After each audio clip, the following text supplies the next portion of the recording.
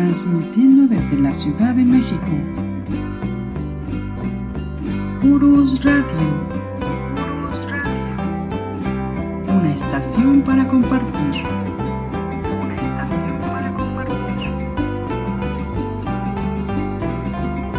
Urus Radio.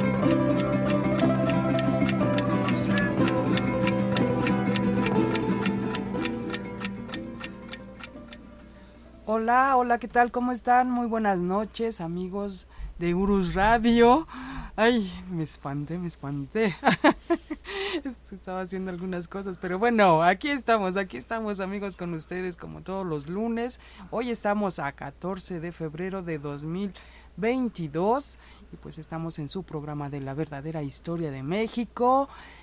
Profesor, está también aquí con nosotros, el profesor Francisco Mendoza. ¿Cómo está, profesor? Licenciada, buenas noches, amigos, buenas noches, pues con el gusto, mucho gusto de estar de nuevo aquí, hoy que tenemos varias noticias para nuestros amigos, y pues qué alegría. Sí, profesor, así es, varias noticias que, bueno, ya les habíamos comentado que vamos a andar por allá por Chihuahua, y pues sí, la próxima semana transmitiremos precisamente desde allá, y bueno, estaremos también en la Benemérita y Centenaria Escuela Normal del Estado de Chihuahua, profesor Luis Urías Valderrain. Y pues bueno, profesor, también otra cosa que se me pasaba, felicidades por su cumpleaños, que fue el 12. Licenciada, muchas gracias. Sí, antes estuvimos de plácemes, un cumpleaños, pero de veras me da más gusto cuando cumplimos años aquí en Urus Radio, que vamos a cumplir 10 años este año, en diciembre. Profesor. Entonces me da mucho gusto y sí, bueno, estuvimos de cumpleañeros. Algo grande tenemos que hacer Así para es. Este festejo de 10 años. Y pues bueno, también feliz día, profesor, feliz día del amor y la amistad. Igual un abrazo para todos nuestros amigos, para todas nuestras amigas que pues nos muestran día con día esa amistad, sí, incondicional, ese afecto, ese cariño. Y también recordamos a Vicente Guerrero, profesor. Así es. Y a Tangaxuan. Así es, Vicente Guerrero que muere ahorcado fusilado, y Tangaxuan ahorcado. En la hoguera. En la hoguera, perdón. Sí, bueno, hoguera. También yo creo que... De hecho, este hombre lo arrastran con el caballo, lo lazan y lo arrastran con el caballo y posteriormente lo queman. Sí. Nuño de Guzmán. Exactamente. Pues bueno. Ahora sí, vamos a continuar con esta serie, pero antes hay otras noticias, ¿verdad? Sí, queremos hacerles una invitación, amigos. Vamos a estar en la Benemérita y Centenaria Escuela Normal del Estado de Chihuahua el próximo lunes y el próximo martes de mañana en 8. Vamos a estar de hecho, la transmisión del programa de Urus Radio va a ser desde Chihuahua, desde la Escuela Normal del Estado de Chihuahua. Ahí vamos a transmitir lunes a las 10 de la noche y el martes vamos a dar una conferencia en la mañana y en la tarde vamos a dar un curso sobre cómo difundir la historia por medios electrónicos. Nos hace un honor realmente la Escuela Normal del Estado de Chihuahua al invitarnos. Entonces, pues por allá vamos a estar. Entonces queremos invitarlos, amigos, amigas, queremos invitarlos, así como lo hicimos en Guadalajara, que tuvimos una plática banquetera así totalmente, que fue hermosa esa plática, y lo mismo pasó en Orizaba, Veracruz. Bueno, queremos invitarlos a quien pueda asistir el de mañana en 8, el martes, a las 9 de la noche nos veríamos. Y fíjense cómo... Qué forma de hacer una cita. Exacto, qué forma de hacer una cita. Nos veríamos en la Plaza de Armas, de ahí de Chihuahua, frente a la catedral, hay un kiosco. Entonces ahí nos podemos ver en el kiosco a las 9 de la noche, de mañana en 8, ahí en Chihuahua. Si llega uno de nuestros amigos, 5 de nuestros amigos, vamos a estar contentísimos de sentarnos por ahí en un rinconcito que haga frío, o si saben de algún lugar, ahí nos podemos mover, a algún lugar, una cafetería o algo, y platicamos de historia. platicamos de historia, conocernos, estar con nuestros amigos que han sido tan amables, nuestros amigos de Chihuahua. Pues por allá vamos a estar entonces de mañana en 9 de la noche en la Plaza de Armas, en el kiosco. Ahí nos vemos. Que sería el martes 22. Martes 22. Y al mismo tiempo hacerles una invitación para el próximo miércoles. Fuimos invitados de nuevo por nuestros amigos del Palacio de Minería de la Ciudad de México para dar una conferencia sobre la vida de Ricardo Flores Magón. De Ricardo Flores Magón. Vamos a estar platicando de él. Se va a transmitir en vivo el próximo miércoles a las 7:30 de la tarde. Ustedes entren a Facebook, a la página de Palacio de Minería o de Urus Radio. Cualquiera de las dos páginas se van a entrelazar, ¿sí? Ambas páginas, y ahí vamos a estar en vivo platicando de Ricardo Flores Magón. Titubeé un poquito porque realmente, aunque está anunciado Ricardo Flores Magón, vamos a hablar de los 3 Flores Magón, de Ricardo, de Enrique, de Jesús, y todo el entorno de la Revolución Mexicana. Entonces van a ser 3 conferencias. La primera va a ser pasado mañana a las 7:30 de la tarde, gratuitamente. Perfecto, profesor, pues ahí estaremos listos y dispuestos a escucharlo.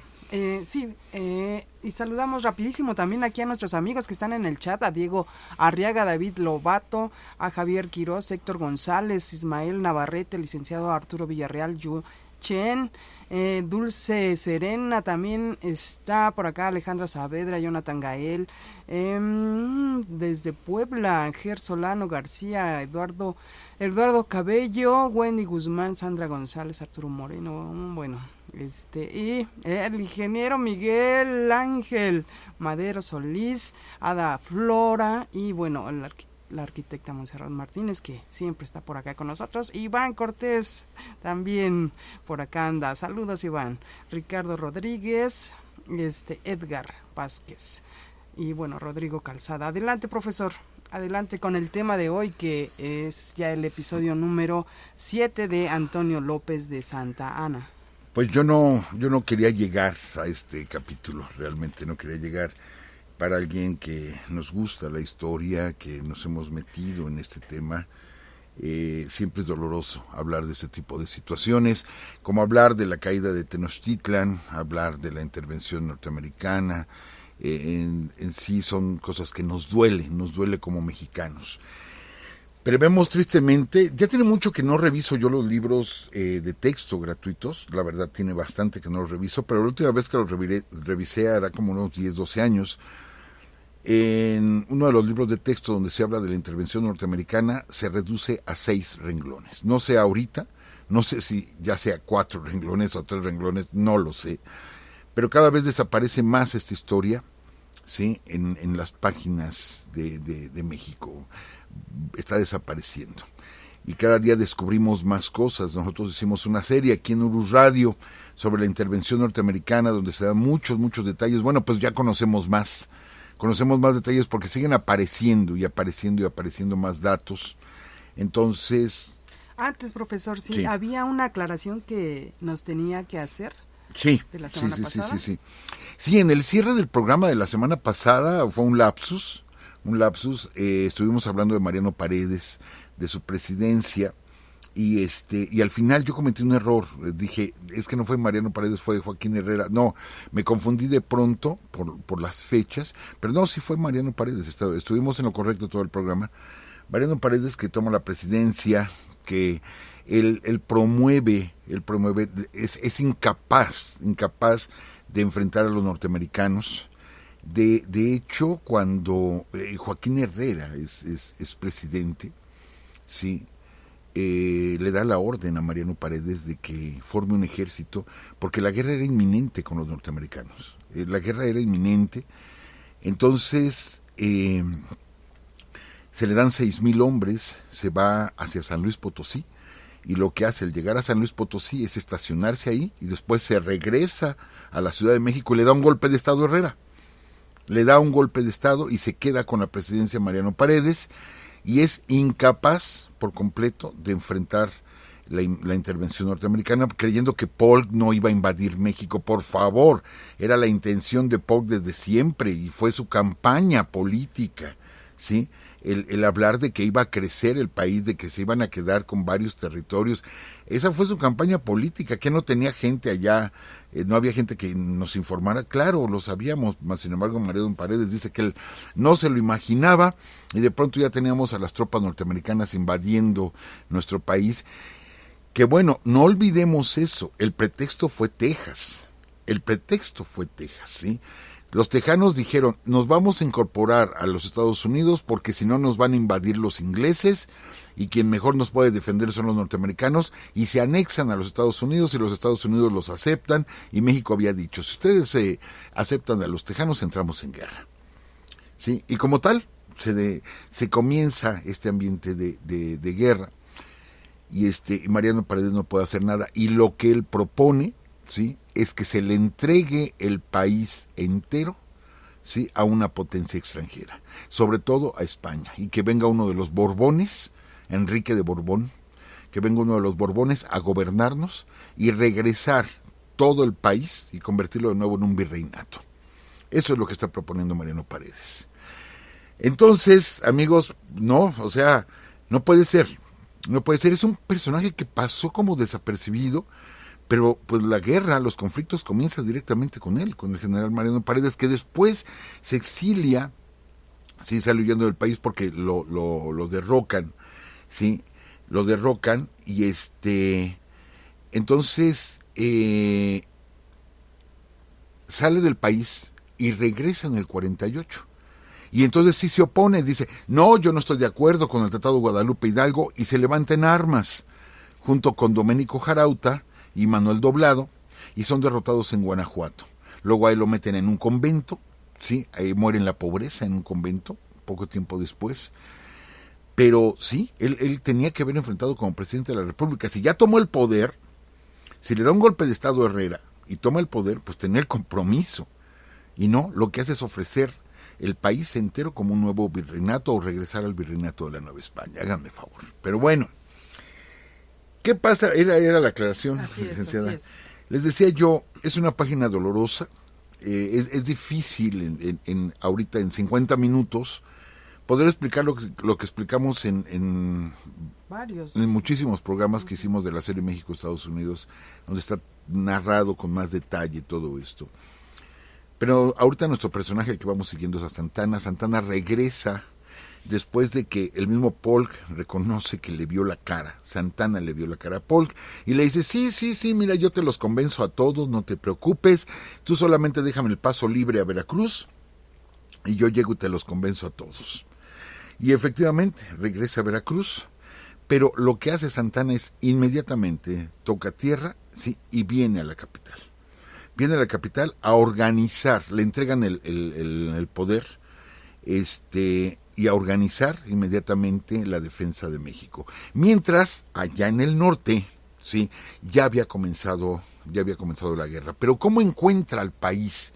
¿Cómo lo encuentra Santana? Pues resulta que en enero del 46, la guerra está allí en mayo, sí, la guerra donde comienza todo es en mayo, del 46, de hecho el 13 de mayo, nos declara la guerra a los Estados Unidos, y México contesta el 23 de mayo, 10 días después, también haciendo una declaración de guerra contra los Estados Unidos, y comienzan las batallas. Pero, fíjense bien, ¿sí? El 13 de mayo nos declaran la guerra. El 23 de mayo nosotros contestamos. Pero el 8 y 9 de mayo ya había habido batallas.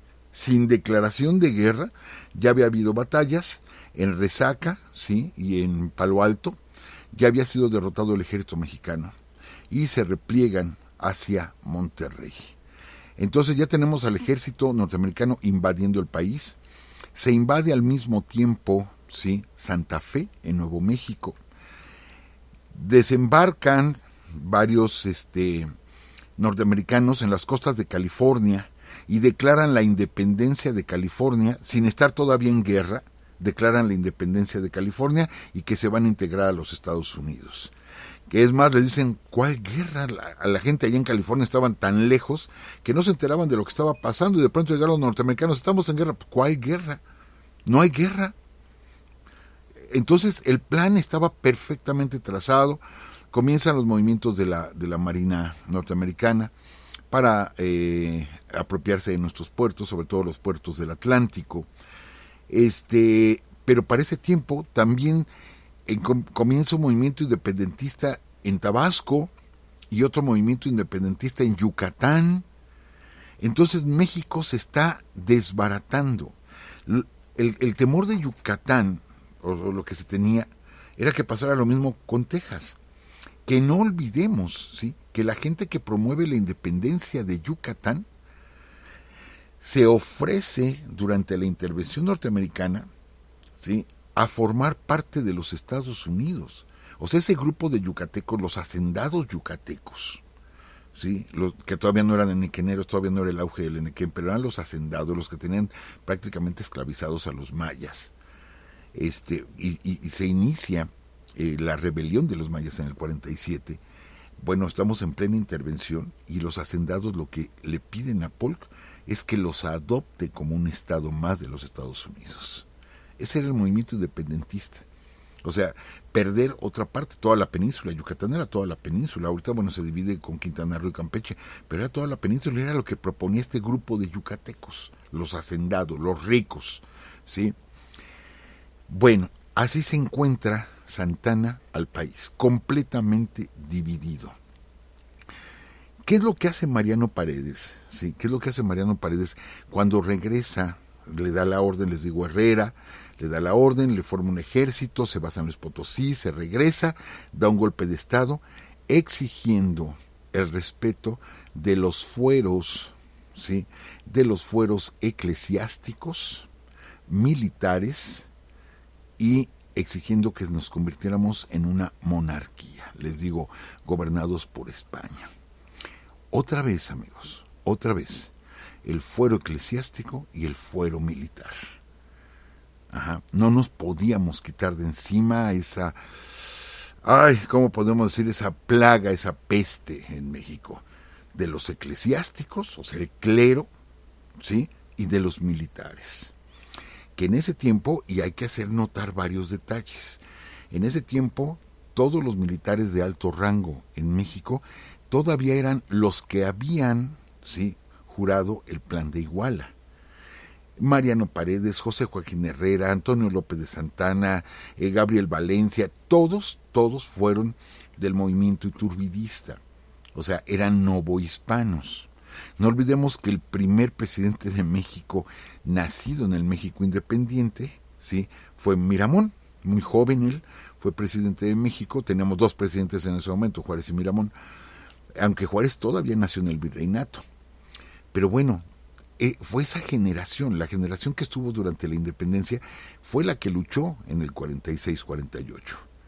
A diferencia de la intervención francesa, donde ya fueron jóvenes, o sea, ya no había generales de aquel tiempo, excepto Juan Álvarez, que peleó con Morelos, ya no había de esos generales. Pero en la intervención norteamericana todos eran generales de la época de la independencia.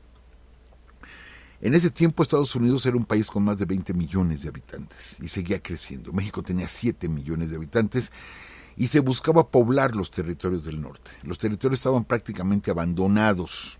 Sí, en todo California habría cuando mucho de 3 a 5 mil personas en todo California. Entonces estaba esas zonas abandonadas. Arizona había como 1,000 personas únicamente en lo que ahora es el estado de Arizona. No había gente. Mientras los Estados Unidos habían abierto sus fronteras a todos los inmigrantes que llegaran de cualquier país, ¿sí? Llegaban y les daban tierras, ¿sí? Juraban lealtad al gobierno norteamericano y les daban tierras y les daban apoyo. Y salían de Europa y estaban llegando. En México se intenta hacer eso, pero ¿quién creen que se opone? Ya lo habíamos dicho, el clero se opone. Y el clero es el que dice, no puede entrar aquí nadie que no sea católico. Tienen que ser católicos porque allá es un nido de protestantes, es un nido de demonios y de diablos, y aquí solamente católicos pueden entrar al país. Y los gobiernos aceptaron.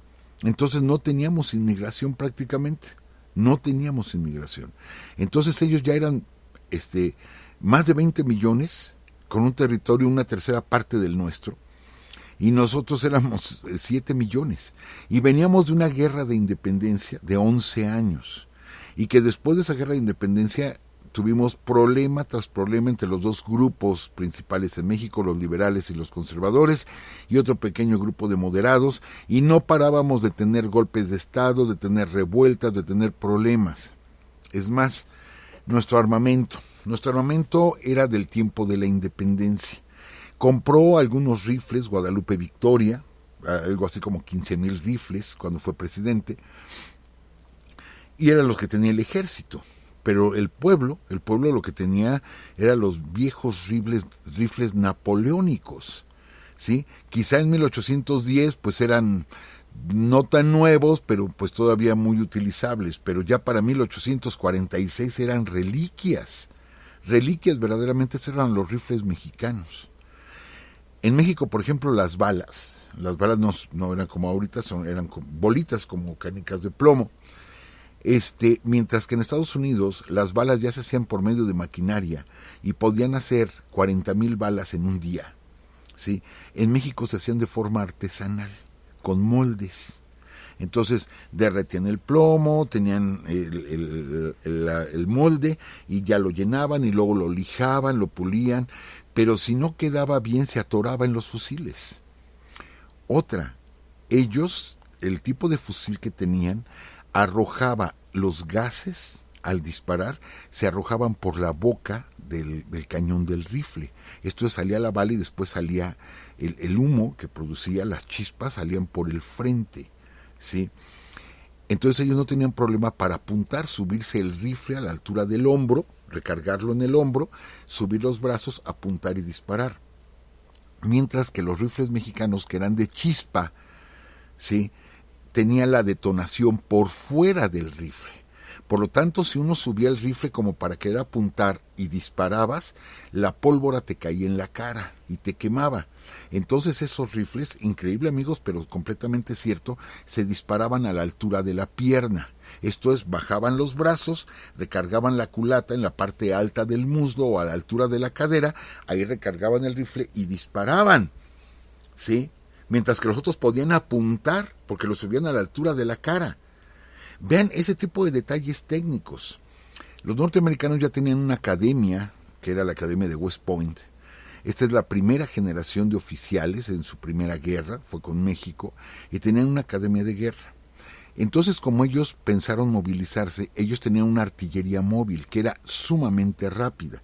Eran pequeños cañones, no tenían cañones de gran calibre, pero tenían cañones pequeños que vencían a la artillería y los movían mediante una sola carreta.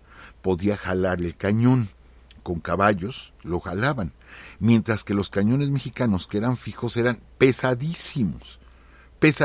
Ustedes se han ido a algunas fortalezas como San Juan de Ulúa, como Churubusco, vean, los cañones eran grandísimos, de 4 metros, pesadísimos.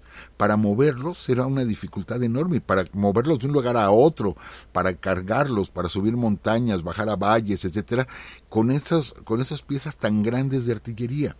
No teníamos cañones pequeños, mientras los norteamericanos se movían rapidísimo. ¿Sí? Ahí es donde se pierden las dos primeras batallas, en Palo Alto y en Resaca.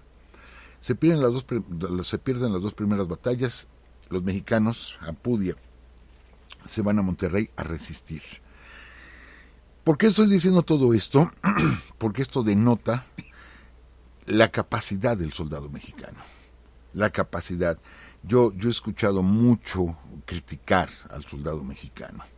El soldado mexicano de aquellos tiempos era entregado, era sacrificado por completo. Y les voy a decir por qué, amigos. Porque la guerra que inicia ahora defensiva Santana va a hacer verdaderas proezas ahí, ¿sí? Con todo y lo que hemos dicho de él, de que era un truán Santana, de que era corrupto Santana, que era era tremendo este señor Santana, pero tenía una capacidad organizativa tremenda. Entonces lo que Santana hace al llegar a la Ciudad de México es empezar a organizar un ejército y empieza a pedir apoyo a los 19 estados del país para que le manden hombres, ¿sí? Por lo menos 1,000 hombres cada estado, estamos hablando de 19,000 hombres, bien abastecidos, con armas, etcétera, sí. Y resulta que solamente 7 estados del país obedecieron la orden. 7 estados. Los demás estados dijeron que se declaraban neutrales. ¿Por qué? Por esos conflictos políticos que había. Curiosamente, los estados liberales son los que apoyan a Santana. Los estados con gobernadores conservadores o centralistas, ¿sí?, no obedecen a Santana y no envían refuerzos. Entonces no llega la gente que se esperaba. Por lo pronto Santana se mueve de la Ciudad de México y va a dar a San Luis Potosí. Sabe de la caída, sí, de Monterrey, se entera de la caída de Monterrey, que fue una defensa heroica y que desafortunadamente, sí, cuando Taylor estaba a punto de retirarse porque no podía tomar Monterrey por la defensa heroica de la gente regia, sí, heroica, no podía tomarla. Entonces va a retirarse y cuando da la orden de que se preparen, llega un mensajero diciendo que nuestro general si quiere parlamentar. Le cayó del cielo a Taylor, le cayó del cielo, con todas sus ventajas técnicas, con toda su preparación de mucho en West Point, etcétera, simplemente no podían entrar a Monterrey. El único baluarte que nunca cayó en Monterrey fue el baluarte donde estaban los San Patricios. Sí, que eran excelentes artilleros y que se habían pasado del lado norteamericano al lado mexicano. Y se rinde la ciudad de Monterrey, sí, les digo, fue cuestión de una hora para que hubiéramos visto partir a los norteamericanos, retroceder a los norteamericanos. Pero bueno, jugó el destino en nuestra contra. Se van hacia Saltillo los norteamericanos después de Monterrey y el ejército mexicano se repliega hasta San Luis Potosí. Ahí se encuentra con Santana, que ya había organizado toda una columna, todo un ejército, y Santana cruza, fíjense, los que habían venido de Monterrey, que vienen a San Luis Potosí, y ahora de San Luis Potosí regrésate a Saltillo, que está pegadito a Monterrey, con la gente nueva que había reclutado Santana. Para esto está el general Gabriel Valencia con él. Esto va a ser bien importante, porque son enemigos políticos, el general Valencia y Santana. Entonces, siempre va a evitar Santana el protagonismo de Valencia. Valencia era gente de Mariano Paredes, ¿sí? Eran conservadores. Entonces, pues desconfiaba mucho Santana de Valencia y no lo deja ser protagonista. Santana va hasta Saltillo, se enfrenta con los norteamericanos ahí y la verdad es que Santana los derrota. Pero dice por ahí Maquiavelo, ¿sí?, en el libro El Príncipe, cuando derrotas a un enemigo, derrótalo de tal manera que no se pueda vengar. Y eso le hizo falta a Santana. Cuando ya tenía totalmente rodeados a los norteamericanos y Taylor estaba esperando el amanecer horrorizado porque sabía que lo iban a hacer pedazos, en la mañana, ¿sí?, resulta que ya se había retirado Santana. La batalla se da entre el 22 y el 23 de febrero de 1847. Estamos cumpliendo 175 años, amigos. 175 años de todas estas batallas se van a conmemorar o se van a recordar este año, aunque yo pienso que no, mucha gente o muchos historiadores no van a tocar el tema, porque les digo, es un tema muy complicado porque nos duele bastante. ¿Qué pasó con Santana? Santana en sus memorias dice que él recibió un mensaje avisándole que en México él había dejado a Valentín Gómez Farías como vicepresidente con la orden de juntar dinero para formar un ejército, ¿sí?, que partiera hacia Veracruz. ¿Por qué? Porque sabía Santana, acuérdense que Veracruz estaba sitiado por la flota norteamericana, abrieron la flota para que pudiera entrar Santana, o sea, Santana sabía que ahí estaban los norteamericanos y que en cualquier momento iban a desembarcar. Santana lo sabía. Pero había que frenar a Taylor. Mueve el ejército hacia el norte, se entera, pues, de que aquí en la Ciudad de México, Valentín Gómez Farías presiona al clero, que eran los que tenían el dinero, que eran los que tenían el 70% de las casas, que eran dueños de universidades, de panteones, de hospitales. El clero tenía todo, ¿sí? Tenía todo. las arcas de México estaban completamente vacías y Valentín Gómez Farías presiona al clero para que les preste dinero, ¿sí? Y formar un ejército que salga a defender al país ante la inminente invasión en Veracruz. ¿Y qué pasó con el clero? Pues el clero a regañadientes, ¿sí? Da dinero, organizan un ejército. El ejército apenas sale un poquito de la Ciudad de México y se regresa y le da golpe de estado a Valentín Gómez Farías. Y le da golpe de estado, defendiendo los fueros de la iglesia. A esta gente se le conoció como los polcos. Dicen que porque bailaban polka, porque era la gente rica de la ciudad. Otros dicen que porque eran simpatizantes del presidente Polk de los Estados Unidos. Están las dos versiones.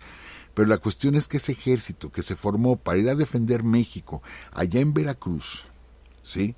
Lo único que hizo fue tomar el poder para defender al clero. Y esto, amigos, no lo estoy diciendo nada más porque sí, lo podemos constatar en todos los documentos de la época, Bustamante, o sea, todos lo mencionan. La rebelión de los polcos es una rebelión religiosa. El centro de esa rebelión fue en la Profesa, ¿sí? Protegiendo los templos. ¿Por qué? Porque se había ofendido a la iglesia al exigirles dinero. ¿Qué hace Santana? Derrota a Taylor, no lo acaba, comete ese error. Se pudo haber quedado unas horas más, 2-3 horas de batallas más y no queda nada de Taylor, ¿sí?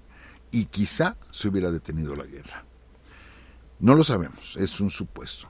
Santana se regresa y ahora viene la marcha hacia atrás. Todo esto lo platicamos en la serie con mucho detalle. Ahorita me voy a ir muy rápido. Regresa Santana a San Luis Potosí y de ahí manda al general Valencia, ¿sí?, a intentar defender Veracruz, que ya habían desembarcado los norteamericanos. Winfield Scott desembarca en una actitud totalmente inhumana, bombardea la ciudad de Veracruz, la bombardea con 100 barcos, ¿sí? Le piden una tregua para que puedan salir mujeres, niños y ancianos de la ciudad de Veracruz y se niega, así de plano. No permite que salgan niños, mujeres y ancianos y continúa el bombardeo de la ciudad de Veracruz. Veracruz se sostiene, es por eso heroica otra vez más, o sea, una vez más la ciudad de Veracruz es heroica. Ahí se da el primer desembarco anfibio, ¿sí?, por parte de los norteamericanos en su historia. Desembarcan un poquito al sur de la ciudad de Veracruz y toman la ciudad de Veracruz. Gabriel Valencia no puede hacer nada por defender la ciudad de Veracruz y se repliega hacia Jalapa. Santana llega a la Ciudad de México, ¿sí? No hay dinero, porque el dinero que ya había dado la iglesia pues fue para formar un ejército, pero como él viene con el ejército, los polcos se repliegan. Y Santana sí, a ver, clero, necesito dinero, ¿sí? Ya tengo a los norteamericanos en Veracruz, los tengo en Monterrey, los tengo en varios puertos mexicanos, necesito dinero. Ya no lo exige, lo suplica. Al principio él pidió 4 millones de pesos, era la orden. Ahorita con 150,000 pesos, es denme 150,000 pesos, ¿sí? Y sale inmediatamente para Jalapa. ¿Qué pasa en Jalapa, amigos? Aquí tenemos que aclarar algo. Si somos observadores, notaremos que Santana, todas las batallas donde él atacó, todas las ganó. Y le ganó a los españoles, y le ganó a los franceses, y le ganó a los norteamericanos, allá en la Angostura. Siempre que Santana fue al ataque, Santana ganó. Era un excelente estratega atacando. Pero aquí nos demuestra que era un pésimo estratega defendiéndose. Porque todas las batallas que vienen a continuación donde él se defiende, todas las pierde. Así, de plano, todas las pierde. Ahorita vamos a ver por qué. Pero bueno, sí se ha dicho, era buen general, pero sí, siempre tomó la ofensiva. Y les digo, a mí me llama la atención, ¿no?, cuando hemos platicado aquí de que juega un partido México-Estados Unidos y sacan sus mantas ahí en los estados norteamericanos donde dicen, recuerden el Álamo, ¿sí?, como para animar a los jugadores norteamericanos todavía con esa xenofobia, ¿no? Y yo veo letreros y digo, sí, yo sí me acuerdo del Álamo y les pasamos por encima. Les pasamos por encima. Sí, yo sí me acuerdo del Álamo, ¿no? Ojalá los jugadores mexicanos se acordaran del Álamo y de que le pasaron por encima a los norteamericanos y les ganaran, pero creo que no se sabe la historia del Álamo. Pero bueno, en el Álamo él atacó y derrotó a los norteamericanos. En San Jacinto se defendió y perdió. ¿Sí? Noten ustedes ese detalle de Santana. Excelente al ataque, o sea, ofendiendo y pésimo defendiendo. Pero bueno, se va hacia Veracruz. Ahora, esto le pasó a todos. Franceses, ingleses, españoles, todos los que llegaban a México le tenían pánico a Veracruz. Aquí lo hemos platicado, Santana era inmune a los moscos, sí, a las enfermedades del puerto, pero los extranjeros que llegaban, todos se enfermaban, todos se enfermaban, le tenían miedo. Entonces Santana lo que dice, bueno, pues que sea una guerra, no sé, no se usaba el término en ese tiempo, pero de tipo bacteriológico, que se quede el más tiempo posible los norteamericanos en el puerto y que se enfermen y que empiece a funcionar y que se empiezan a enfermar los norteamericanos. O sea, el clima de Veracruz, sí, nos estaba ayudando. Y él sabe que van a avanzar a Jalapa, que no pueden aguantar más, no van a poder aguantar, van a avanzar hacia Jalapa. Y acuérdense que Santana para ese tiempo ya es dueño de todas las haciendas que están en la ruta Veracruz-Jalapa. Él es dueño ya de todas las haciendas. Y obviamente Cerro Gordo es de su propiedad. Él pelea en su propia casa. Y qué ironías, ¿no? Pero él pelea en su propia casa, porque esas tierras eran de él. Obviamente las conocía a la perfección. Y aquí yo se voy a hacer un comentario para colegas historiadores que hablan de cuántas veces se le dijo al general Santana que estaban mal emplazadas las piezas de artillería y que no se iba a poder detener a los norteamericanos, ¿sí? Santana despliega las tropas de tal forma que Gabriel Valencia se queda atrás de una loma, atrás del Cerro Gordo, se queda con bastante gente Gabriel Valencia. Y la caballería de Juan Álvarez se queda un poco más atrás, oculta la caballería. Y pone a la artillería arriba de las lomas y los generales le decían: General Santana, es que están demasiado expuestos. No pasa nada, están demasiado expuestos. Él no quería decir su plan. Su plan era quedar tan expuestos que los norteamericanos avanzaran, ¿sí?, ya sin artillería, sino que vieran la debilidad de nuestra artillería y subieran el cerro, ¿sí?, la infantería todos subieran el cerro y los mexicanos iban a echar a correr. Bajaban el cerro y detrás estaba nuestra infantería. Y para rematar estaba nuestra caballería. La trampa era perfecta. Yo me acuerdo que vi esta película del Patriota de Mel Gibson. Y la última escena, cuando lucha contra los ingleses, hacen esa estrategia. ¿Sí? Salen, se enfrentan con los ingleses y de pronto echan a correr y los ingleses los corretean, se meten detrás de unas construcciones y detrás de una loma estaba el grueso del ejército norteamericano. Y les dan la sorpresa cuando los rodean y ahora los ingleses son los correteados. Cuando yo vi esa escena dije, era lo mismo que planeaba hacer Santana. Era exactamente lo mismo, era una trampa. Córranle, ¿sí?, y nos dejan a nosotros rematar a estos cuando estén lejos de su artillería. ¿Por qué? Porque era lo que se le tenía miedo, la artillería de los norteamericanos. Pero la batalla se iba a dar del otro lado del cerro. Inclusive los mismos generales mexicanos que cayeron en la trampa de Santana, y por eso decían, está mal emplazada esa artillería, sí, ahí déjenla. La trampa estaba perfectamente puesta, pero no contaba Santana. No contaba con que un tipo, y no puedo mencionarlo de otra forma, llamado Robert Lee, general norteamericano, pero es un tipejo, ídolo de los sureños allá en Estados Unidos. Robert Lee tiene monumentos y todo esto, y es el gran héroe, el gran héroe de la intervención norteamericana para los norteamericanos. Robert Lee era el general de los ingenieros militares. Entonces, Robert Lee, y esto lo digo con todo conocimiento de causa, ¿sí?, para nuestros amigos historiadores, no nos concretemos exclusivamente a leer los partes mexicanos, hay que leer también los partes de los contrarios.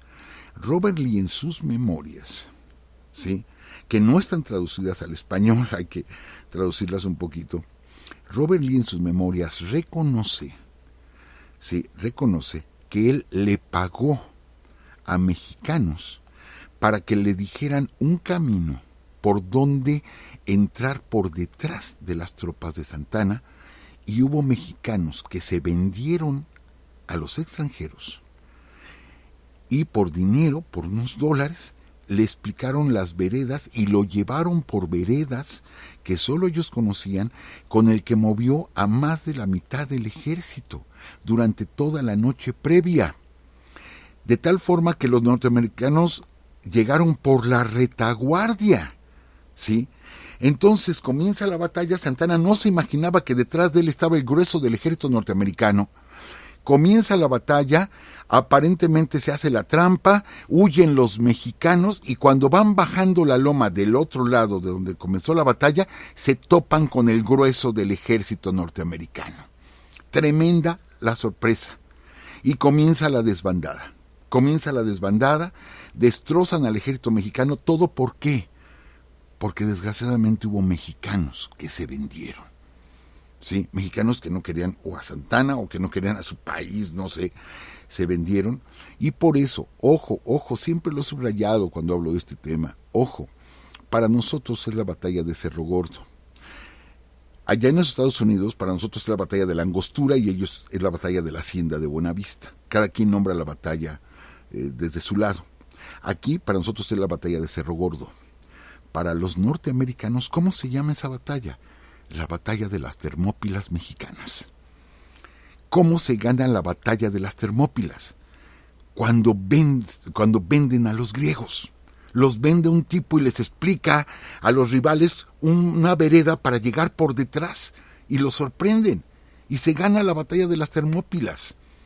Entonces ellos mismos, los norteamericanos, lo están reconociendo. La batalla de Cerro Gordo para ellos es la batalla de las Termópilas mexicanas. Veámoslo en las memorias norteamericanas. Ellos no le dicen Cerro Gordo, sí, le dicen Termópilas mexicanas. ¿Por qué? Porque compraron la información. Fue por lo que perdió Santana. En lugar de sorprender a los americanos, fue el sorprendido por completo. Santana tiene que salir huyendo, ¿sí? Y como traía la prótesis de palo, ¿sí? La pierde la prótesis de palo ahí, pierde el dinero con el que iba a pagar a la tropa, tiene que salir huyendo, como no puede correr, se lo tienen que llevar cargando a Santana, y sale huyendo el ejército, o sea, totalmente desorganizado. Nuestra caballería no entró en combate, la gente de Valencia es derrotada, totalmente sorprendida, ¿sí? O sea, nuestra infantería, que eran los soldados con más experiencia. Fíjense a quienes tenía arriba Santana, los más inexpertos, para que echaran a correr. Y lo más granado de nuestro ejército, que venían de allá del norte, que habían hecho caminatas, bueno, los más experimentados eran los que tenían Valencia. Y los hacen pedazos con la sorpresa. Se pierde terriblemente en Cerro Gordo. Santana tiene que cruzar entre ríos, entre cerros, barrancas, cargado por sus hombres porque no puede caminar, porque pierde la prótesis con la que los norteamericanos se pusieron a jugar béisbol. Esto es humor negro, amigos. Es humor negro, si ustedes quieren, y a lo mejor habrá alguien que no le guste lo que voy a decir ahorita. Pero el primer partido de béisbol que se jugó en México fue usando como bat la pierna de palo de Santana, porque se pusieron a jugar con la pierna de palo. Fue el primer partido de béisbol en México, ¿sí? Fue terrible esto, fue terrible. Santana regresa a la Ciudad de México sin un ejército, quedan unos pocos miles, ¿sí? Quedan a cargo de Valencia, y queda con unos pocos, 2-3 mil gentes, y vienen 10,000 norteamericanos. Vienen 10,000. No se queda en Puebla, se viene hasta la Ciudad de México, y Puebla se entrega. Puebla se rinde. Llegan los norteamericanos a Puebla. Amigos, esto se ha comentado mucho, se ha criticado mucho, que cuando los franceses, ¿sí?, en 1863 pierden en el 62, y en el 63 cuando entran a la ciudad de Puebla, repican las campanas de la ciudad por orden del clero para darle la bienvenida a los invasores franceses que venían a poner orden en este país. ¿Y cómo se ha criticado eso? Y está la anécdota de muchos campaneros de Puebla que mejor cortaron los lazos y se los llevaron al presidente Juárez, pero no iban a tocar las campanas. Bueno, pues es una repetición, amigos. Por eso les digo que de esta guerra no se habla. Es una repetición, porque el obispo de Puebla da la orden de que se repiquen las campanas a la entrada del ejército norteamericano. Es histórico, amigos. No es un invento, es histórico. La iglesia de Puebla da la orden y varios sacerdotes ordenan no agredir a ningún soldado norteamericano so pena de excomunión. Fíjense nada más, Fíjense nada más, cuando ya se estaban organizando, cuando la gente de Puebla estaba empezando a organizar guerrillas, ¿sí? Porque sabían que lo poco que quedaba del ejército, los 2 o 3 mil que quedaban del ejército, ya se habían ido hasta la Ciudad de México. Y que estaba en defensa de la ciudad y habían empezado a organizar guerrillas. Bueno, pues entonces, ¿sí? El clero, el obispo, dice, so pena de excomunión al que agreda a un soldado norteamericano. ¿Cómo ven? Y ahí se da una de las cosas más nefastas. Ay, no sé si voy a utilizar una palabra que no me gusta mucho usar, pero es vomitivo. Es vomitivo esto.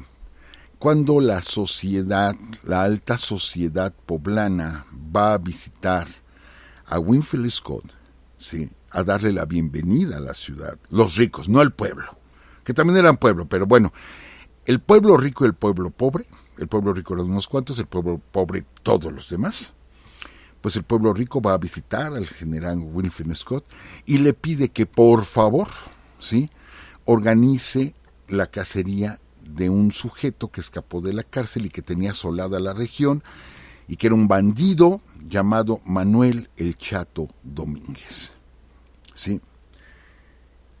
Winfield Scott organiza para quedar bien con la gente, que lo recibieron muy bien, le hicieron banquetes y todo, y captura al Chato Domínguez. Todo el mundo pensaría, pues lo va a meter a la cárcel, ¿no? Pues eso le pidieron.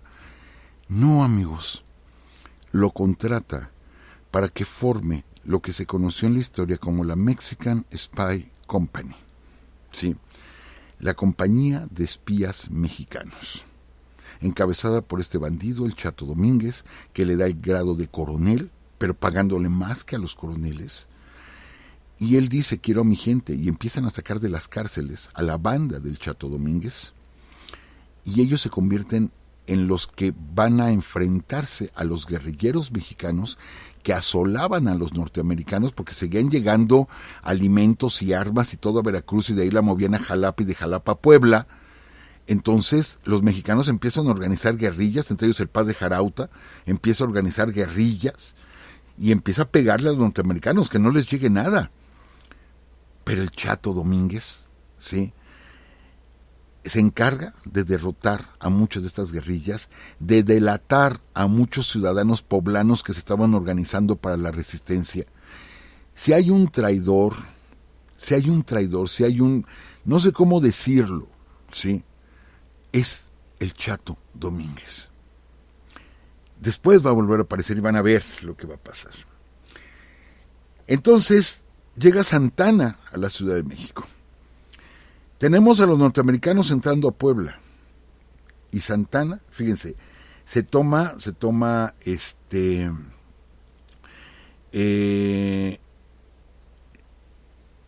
la ciudad de Puebla, llega Santana y empieza a organizar un ejército. ¿De dónde?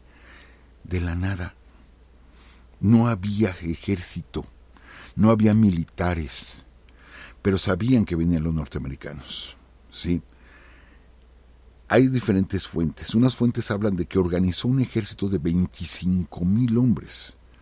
Otras fuentes dicen que fueron 35,000 hombres. Amigos, la Ciudad de México se empezó a preparar. Empezaron a sacar uniformes de la época de la independencia, de la época del plan de igualdad, de la época del imperio, que ya era gente grande de edad. Pues sacaba sus viejos uniformes del closet, descolgaban esas viejas carabinas de chispa, ¿sí? Que tenían colgadas en las paredes como trofeos, las descolgaban. Era una revoltura de uniformes, de armas, de espadas, pero la gente estaba enardecida. Y decían, vamos a defender la Ciudad de México contra los invasores. Y forma un ejército de entre 25,000 y 35,000 gentes. Hubo hechos verdaderamente heroicos. Aquí tenemos una colonia en la Ciudad de México que se llama la Colonia de los Doctores. La gran mayoría de los nombres de las calles, bueno, son doctores muy afamados en México. La gran mayoría de esos doctores pelearon en la intervención norteamericana. Sí, sabían que venían sobre la Ciudad de México. Estudiantes, maestros, campesinos, talabarteros, obreros, todos se armaban como podían, con machetes, con viejas carabinas, con viejas pistolas, como podían se armaban, y se forma una milicia, una Guardia Nacional, para defendernos. ¿Y esto quién lo hace, amigos? Santana. Santana. Tiene una capacidad el hombre. Había veces que no se bajaba del caballo en todo el día. Yo no sé en qué momento hacía sus necesidades biológicas, pero las crónicas decían, no se baja del caballo. Y anda de un lado y va a un cuartel y va al otro, pero siempre arriba del caballo. O sea, no se apeaba, sino desde ahí daba instrucciones y a ver, organicen esto y pongan una trinchera aquí, y empieza a organizar todo. Días enteros organizando a la ciudad. Era una ciudad de 300,000 habitantes, la Ciudad de México.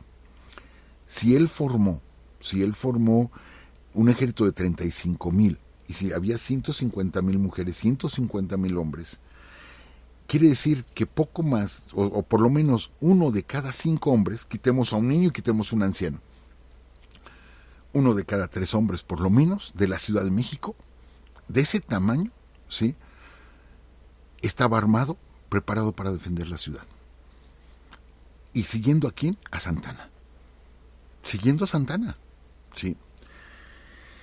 Se prepara todo. La Ciudad de México tiene 8 entradas. La entrada que viene de Puebla entra por un cerro.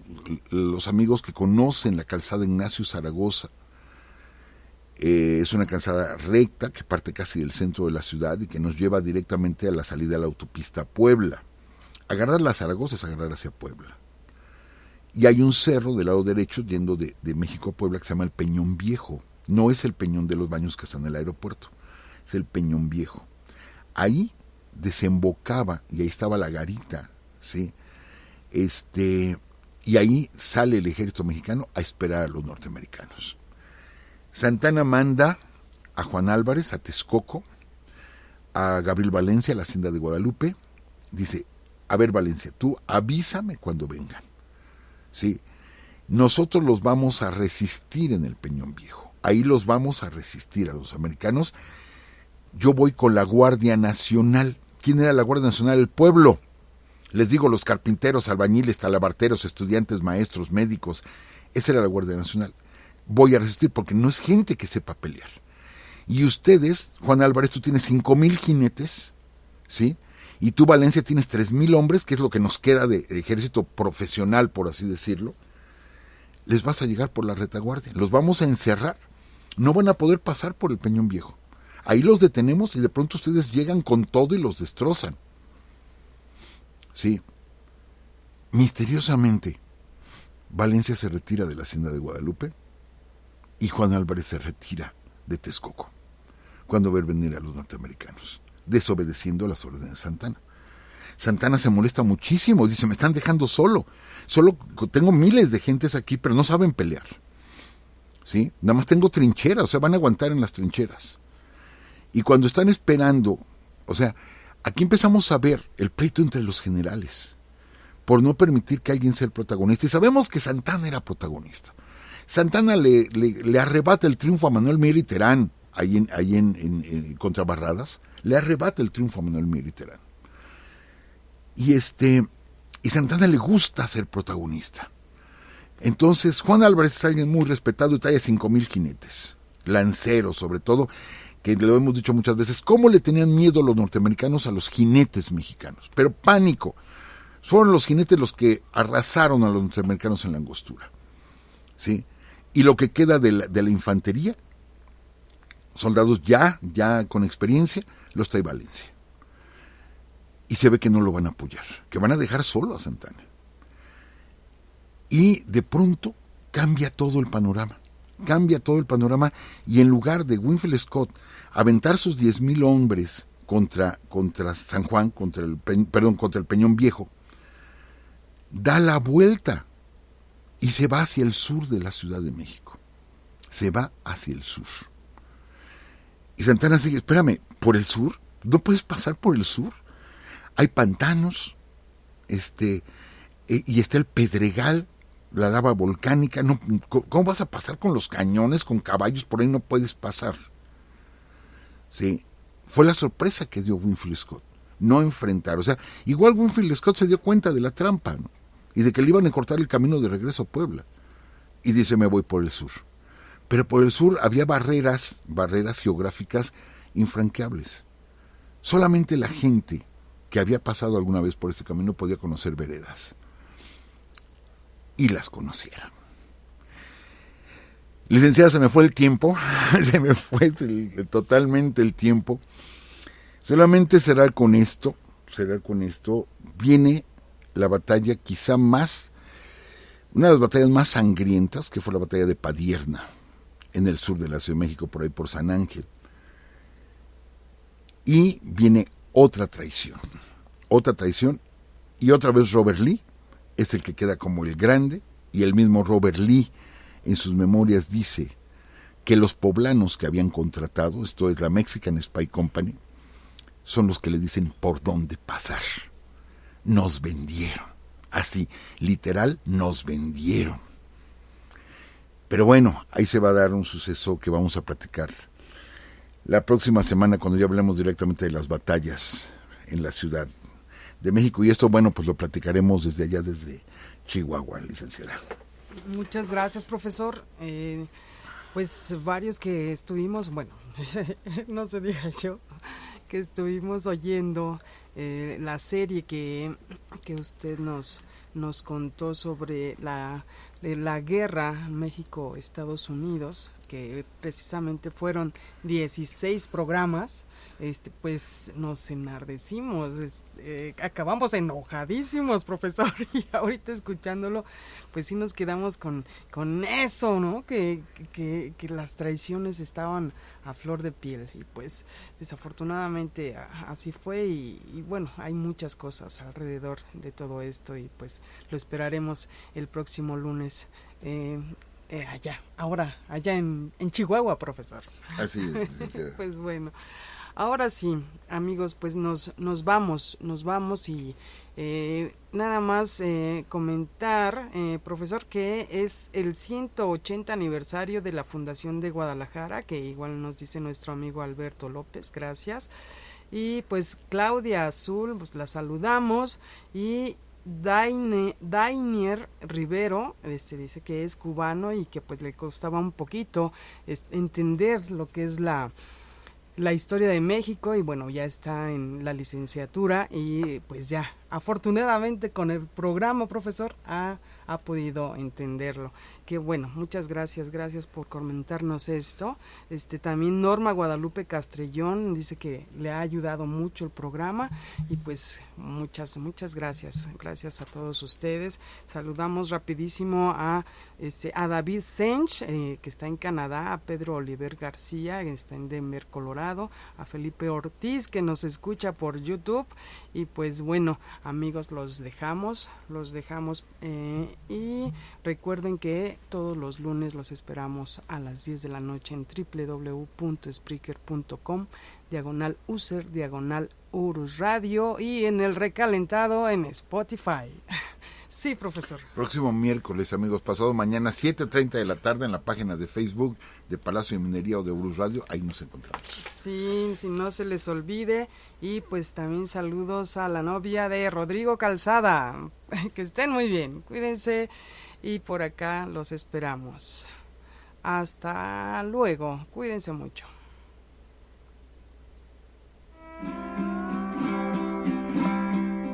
Esta fue una transmisión más de Urus Radio.